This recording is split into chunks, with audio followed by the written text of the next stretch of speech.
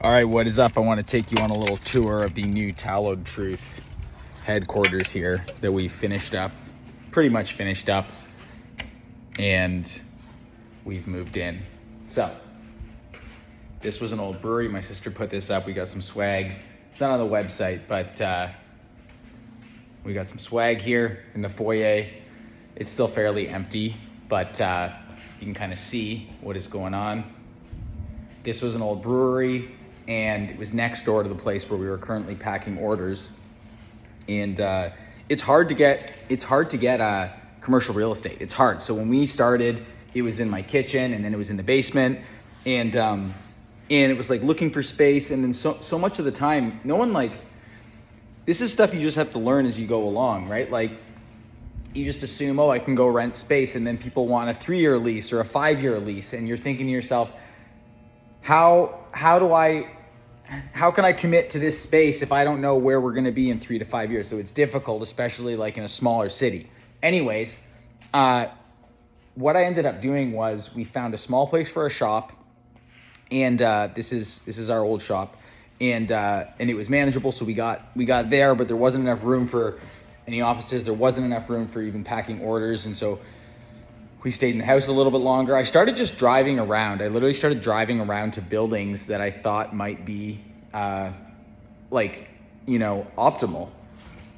in the industrial parts of the city here.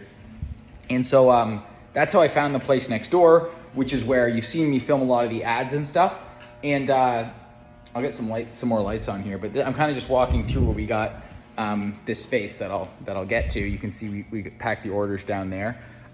Anyways, I came, I started knocking some doors. I ended up meeting the landlady. She ended up letting us rent month to month in the little space next door, which is very rare. Like, typically you don't get to rent a commercial space month to month. So that was amazing. And the lesson there is you got to go out and knock doors. You got to go out and talk to people. Business happens in conversations. And that's probably the biggest barrier for people who sometimes get stuck, and they're waiting for the rule book, or they're waiting to Google it and to find the answer on Google. And it's like, you have to just go do shit. So that led to finding the space next door. They own the whole building. That led to asking for more space. This space came available. It was pretty rough when it became available. So then we were deciding, how much do we invest? What do we do for the new space? Because then as soon as we fix it up, you're putting money into this, and we're trying to think about how the brand's growing and how long this space will last and how much money to invest in it. Long story short, kind of just went for it. So we invested a lot of money into, we tore down the walls, we tore up the floor, everything, and stripped it right down. And then we built it into, so we got a foyer out there. We got a little hallway here with some offices, a few offices. In here, we got a shipping room. We've got a little kitchen in here that's not done, but we've got a little kitchen. Once again, this room wasn't even here. We framed it in out of the sort of warehouse space. We've got the shipping area over here now, and so we've got our inventory and stuff on these shelves, and the girls here pack up the orders. They do an awesome job. This system's really evolved from just the basement and the house, and then just one table to these shelves. Just got these shelves from Costco. We get a lot of our stuff from Uline right now, cause the boxes and stuff. But they pack the orders, they print the labels, office there. Then down here, and this is really great, because right now we honestly have a little bit more space than we need here, but there's room to grow. So this is that little kitchen's through there into the offices. This is storage and warehouse space, which is awesome. So we got our shelves, we got some storage and stuff. We got a little more work to do in here, but there's lots of space. And so basically we can have our raw ingredients, we can have our boxes, we can have our tallow and our supplies all stored outside the actual production area. And then I'm kind of coming full circle here back into our production space where we make it. And so this is where we're still building this out, but kind of a little kitchen area, kind of commercial counters and sinks. Some tables. We got our mixing tanks and stuff where we mix stuff, and then that's our little F-bomb production line, where essentially we've got, it's called a inline piston filler. We've got an inline piston filler, we've got a big labeler, we've got this heat tunnel here for putting the shrink wrap onto the F-bomb. So it looks pretty small, but like this room's pretty big, and it'll give us room to grow. So our like mixing tanks where we mix and melt ingredients, another labeler there. And this is that space. I got the banner up here, up there. We painted the ceiling, we did the floor, and so we really invested into this space to be able to grow for the next 2-3 years. We'll see. The vision of the Tallowed Truth continues to grow, and we continue to see what we can do by adding more products and by expanding the brand and building out this footprint. So this has been really cool to get this going, to continue to kind of like legitimize the business and the manufacturing side of this. It's amazing. We're able to continue to build out our production team. We want to continue to hire people and to create jobs, for Canadians here. And so it's really exciting. But this is the new space. This is what has been going on. This is what we basically took a lot of the money from the business so far, and put it into this.